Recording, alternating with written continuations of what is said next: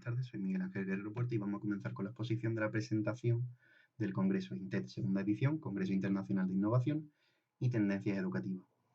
El capítulo del libro que vamos a presentar se titula Innovación docente, educación física en la enseñanza y promoción del desarrollo sostenible, una revisión sistemática, cuyos autores somos Miguel Ángel Guerrero Puerta, Pablo Camacho Lazárraga, Antonio Elías García y Laura Guerrero Puerta.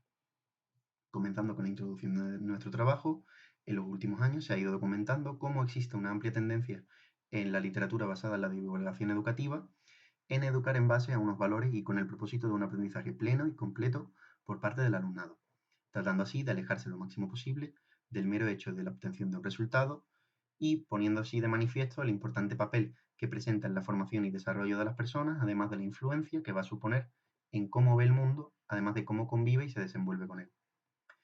La educación, por tanto, debe hacer entender a estas personas que deben ser mucho más partícipes en la sociedad y responsables de sus actos. Por ello, la educación basada en el aprendizaje y la promoción del desarrollo sostenible resulta un aspecto crucial en el que se debe profundizar mucho más en la actualidad. Existen numerosos estudios que indagan sobre la temática en distintas áreas educativas. Sin embargo, el campo de la educación física pues, se presenta como un ámbito donde aún no se ha explorado la tremenda potencialidad que tiene su uso en vistas de una enseñanza basada en un desarrollo sostenible. Ante dicha escasez de literatura destinada a dicho propósito, ante las necesidades que hemos detectado, el objetivo de la investigación pues, será examinar la situación actual y la forma de implementar la promoción y el aprendizaje de desarrollo sostenible en la educación física, considerando como uno de los puntos de mayor interés para la misma aquellas estrategias basadas en algunos de los objetivos de desarrollo sostenible planteados para el 2030. En cuanto al método de nuestra investigación, se tomó la decisión de llevar a cabo una revisión sistemática de la literatura científica, apoyándonos siempre en los estándares planteados por Fernández Ríos y Huela Casal en 2009. Además, se tomó la decisión de no realizar un metaanálisis, como recomiendan algunos autores como Slavin y Brightbrand y Spindler, debido a la variabilidad entre los datos y los instrumentos y el tamaño de la muestra de los estudios recogidos, entre otros muchos. Continuando con esto, fueron analizados aquellos artículos originales que fueron publicados en las bases de datos de mayor relevancia, como son Web of Science y Scopus, además de otras fuentes adicionales como el DialNet y otras específicas especializadas en tesis doctorales y literatura gris, como puede ser Teseo o SIGE.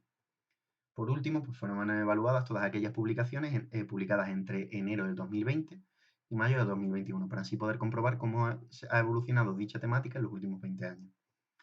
Los descriptores de búsqueda utilizados para nuestra investigación fueron Sustainable Development, Environmental Education, Physical Education, Solidarity, Equality and Inclusion, Wellness and Health. Y por último, 2030. Además de esto, fueron utilizadas sus traducciones, realizando con todas ellas una combinación de las mismas para poder así configurar las frases de búsqueda. A continuación, si nos vamos a al diagrama de prisma, podremos comprobar cómo se ha repartido el proceso de identificación, cribado, idoneidad e inclusión. En un principio se obtuvieron 664 documentos localizados en las bases más especializadas, como son Web of Science, Scopus y DialNet, y luego otros adicionales, otros 65 adicionales en revistas especializadas, bases de tesis doctorales, en una revisión ascendente y en la literatura gris. Tras el primer cribado, al eliminar los duplicados, se presentaron 297 documentos, los cuales se pasaron por un proceso de exclusión, los cuales aquellos que no estaban relacionados con el objeto de estudio, el texto estaba incompleto, no resultaba ser un estudio experimental o cualitativo, ni había sido revisado por padres o incluso nuevamente estaba duplicado, fueron cribados obteniéndose 40 documentos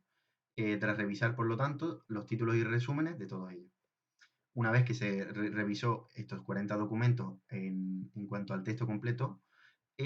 se produjo una última exclusión en la cual 8 fueron excluidos por no exponer resultados